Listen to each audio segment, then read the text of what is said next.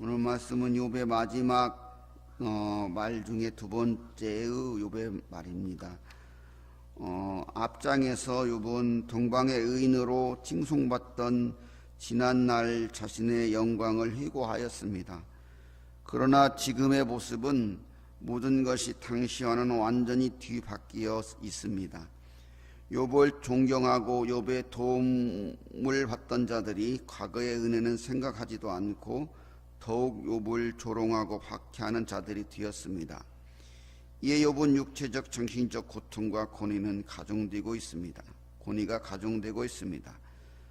영화를 누리다가 잃어본 사람은 그 고통이 얼마나 견디기 어려운 일인지를 알 수 있습니다.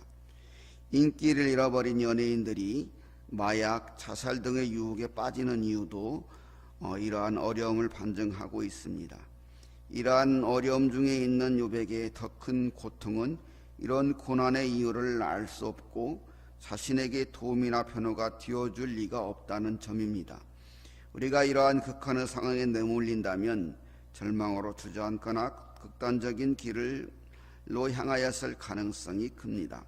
하지만 욥은 너무도 견디기 힘든 고난의 상황으로 한탄하고 울부짖지만 하나님을 원망하거나 스스로를 포기하지 않고 있습니다. 이러한 본문의 욥의 모습에서 우리는 극한 고난의 상황에 대처하는 성도의 바른 신앙의 자세를 배우게 됩니다.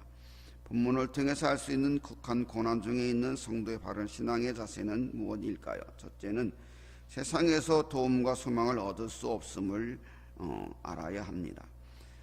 본문 1절에서 15절은 욥이 영광의 시절에 도움을 주고 보살폈고 욥을 존경하여 따르던 자들이 오히려 욥을 더욱 조롱하고 침뱉고 핍박하는 상황을 한탄하는 내용입니다.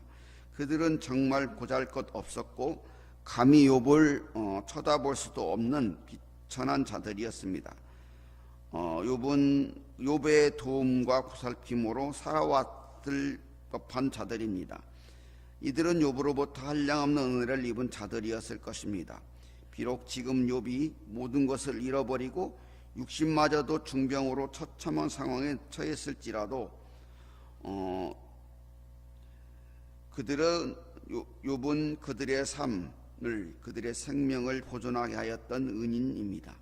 그러하기에 지금 어려움 중에 있는 욥과 함께하고 욥을 우선적으로 그리고 최선으로 위로하고 돌봐야 할 사람들입니다. 그런데 욥의 외적으로 보여지는 처참한 몰락 앞에서 생면부지의 사람들보다도 더욱 조롱하고 핍박합니다. 나를 노래로 조롱하며 나를 미워하여 멀리하고 내 얼굴에 침을 뱉는도다. 내 발에 덫을 놓으며 파괴하고 달려드니, 이러한 표현들은 이들의 이러한 악행을 잘 표현하고 있습니다. 그리하여 고난 중에 있는 욥을 더욱 고통으로 내몰았고 늑대와 타조와 같이 하나님께 울부짖게 하였습니다. 예수님이 예루살렘 성에 입성할 당시에 그렇게 환호하던 군중들은 돌변하여서 예수님을 십자가로 내몰았고 십자가에 예수님을 조롱하고 침뱉고 온갖 핍박을 하였습니다. 그래서 예수님도 엘리 엘리 라마 사박단이라고 예수님이 하나님께 울부짖게 하였습니다. 이러한 모습과 그들의 모습이 다르지 않습니다. 이처럼 어쩌면 의로운 길을 걸어가는 성도에게는 고난이 필수적으로 따를 수밖에 없습니다. 그러나 그 고난의 상황에서 세상은 어떠한 도움도, 세상에서 어떤 소망도 얻을 수 없음을 우리는 알아야 합니다. 두 번째, 어떤 상황에도 모든 것이 하나님의 손에 있음을 알아야 합니다. 욥도 그리하였고 우리 예수님도 그리하였습니다. 지난날 하나님과 깊은 교제를 나누었고 하나님의 큰 축복과 보살핌 속에 있었으며 자타가 공언할 만큼 믿음의 사람, 동방의 의인이었습니다. 그런 욥이 어느 날 갑자기 모든 소유를 잃고 아내마저 떠나고 위로하러 왔다는 친구들은 더욱 욥을 정죄하고 절망으로 내몰고 있으며 과거에 욥에게 큰 은혜를 잊고 감히 욥 앞에 고개를 들 수 없는 자들이 조롱자로 핍박자로 사탄의 종이 되어 하나같이 욥을 대적합니다. 이러한 상황에서 욥이 더욱 견디기 힘든 것은 하나님께서 그와 함께 하심에 대한 회유와 불확실성입니다. 그럼에도 불구하고 욥은 지금의 고난에는 분명 하나님이 주신 것이라는 믿음을 잃지 않고 있습니다. 하나님이 내 활시위를 늘어지게 하시고 그가 큰 능력으로 나의 옷을 떨쳐버리시며 나를 진흙 가운데 던지셨고 주께서 나를 돌아보지 아니하시나이다. 나를 대적하시나이다. 나를 던져버리시나이다. 이러한 표현들은 비록 알 수 없는 고난에 대한 하소연이긴 하지만 이 고난의 주체가 하나님이심을 분명히 밝히고 있습니다. 욥도 그리하였고 우리 예수님도 하셨는데 어떠한 고난, 세상의 사람들은 다 등 돌리고 그렇게 3년 반이나 같이 했던 제자들도 다 떠나고 그런 정말 배신과 그런 아픔의 순간에도 하나님이 분명히 함께 하신다는 것, 이유는 알 수 없지만 내가 왜 이런 일을 당해야 되는지, 왜 이런 걸 감당했는지 알 수 없어도 하나님이 함께 하시는, 하나님이 직접 이 고난의 주체이심을 알고 있다는 것은 중요합니다. 그러하기 때문에 욥이 비록 수금이 통곡이 되고 피리가 애곡이 되어도 소망을 포기하지 않을 수 있는 것입니다. 왜냐하면 결국에는 의로우신 재판장이시며 전능하신 하나님께서 그에게 나타나셔서 욥을 정죄하고 핍박하는 자들 앞에 의롭다 판결하시고 욥의 억울함을 풀어주실 것이기 때문입니다. 성도도 그렇습니다. 평소에도 그래야 해야 되지만 더욱 어려운 상황에 처했을 때 그럴 수가 있어요. 정말 억울하고 정말 누구도 알아주지 않고 정말 나는 한치의 흐트림 없이 그렇게 예수를 잘 믿었고 했는데 이런 상황이 올 수가 있다는 거예요. 그때 어떻게 할 거예요, 여러분? 내가 이렇게 예수 믿었더니 결과가 이거니까 이런 예수는 나도 안 믿겠다. 떠나시겠습니까? 제가 항상 욥기에서 그런 말씀을 드렸는데 우리의 신앙에 있어서 가장 중요한 것은 뭐냐면 그렇게 살아야 되는 게 꼭 옳다는 얘기가 아니에요. 영원한 생명이에요. 천국. 이것이 가장 중요하기 때문에 다른 것들은 어쩌면 그 가치에 비하면 다 소멸될 수도 생각하지 않을 수도 있다는 거예요. 그렇기 때문에 뭐 천국만 가면 되니까 뭐 일생의 삶은 뭐 그렇게 중요찮아 그렇게 살라는 의미가 아니에요. 이런 극단적인 상황에서도 견딜 수 있는 그 힘은 오직 예수, 오직 천국입니다. 지금 손 안에 있다. 하나님의 손 안에 있다는 것. 그것을 지금 욥은 잃어버리지 않고 있다는 것이 중요한 거예요. 욥기에 흐르고 있는 가장 중요한 그 주제가 하나님의 주권이 있다는 거예요, 사람은. 다른 것들은 어떻게 부수적인 거라는 거예요. 다른 문제들은 다 어떻게 보면 소멸될 수 있고 그 가치에 비해서는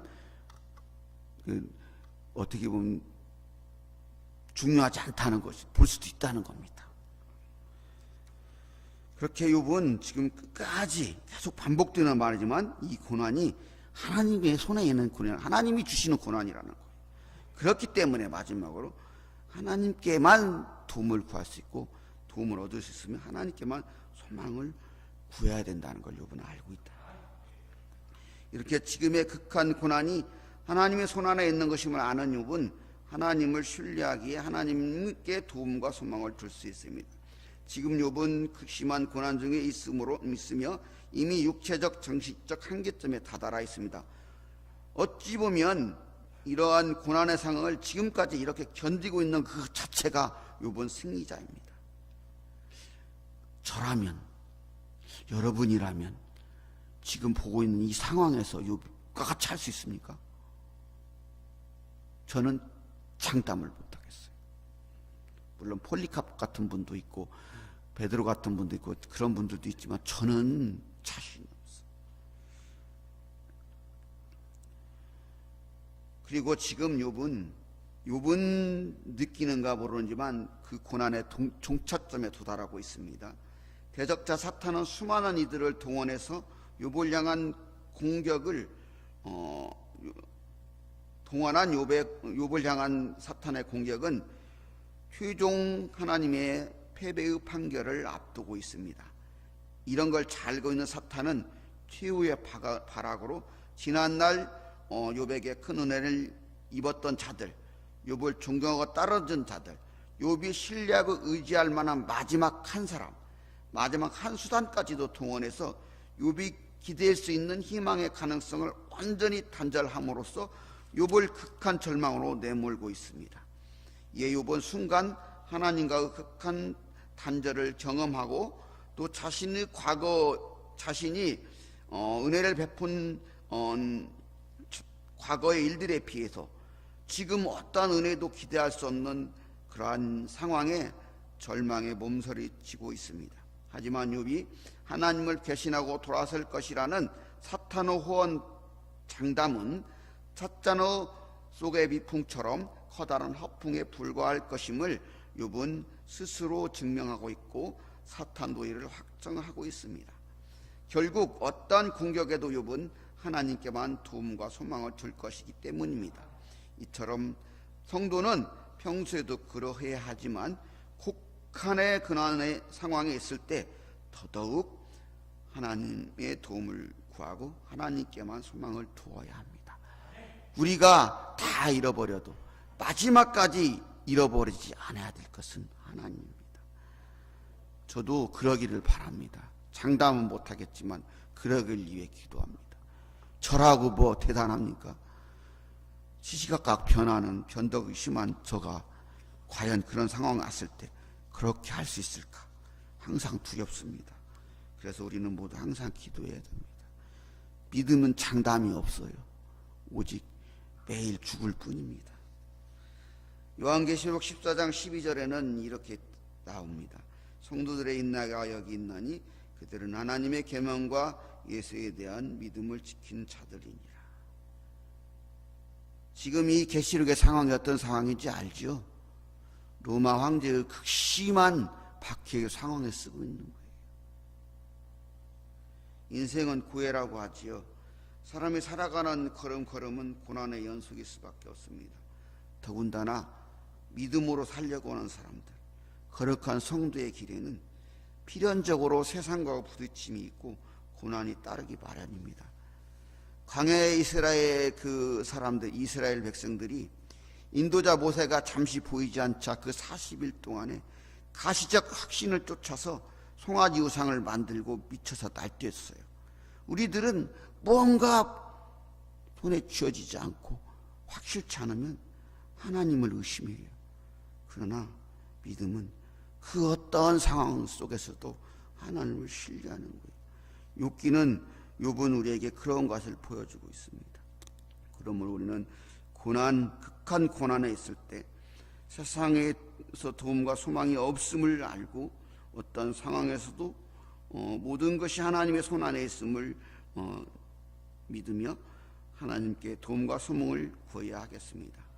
그러므로 봉산교회와 봉산교회 성도님들이 극한 고난의 상황에서 오히려 감추어진 보석과 같이 빛나는 오직 예수로 사는 믿음의 사람들이 되기를 원합니다. 로마서 8장 18절은 이렇게 얘기하고 있어요. 저도 맨날 기억하는 말씀이고 이 말씀을 죽기까지 암송했던 분도 있어요. 생각건대 현대의 고난은 장차 우리에게 나타날 영광과 좋게 비교할 수 없도다.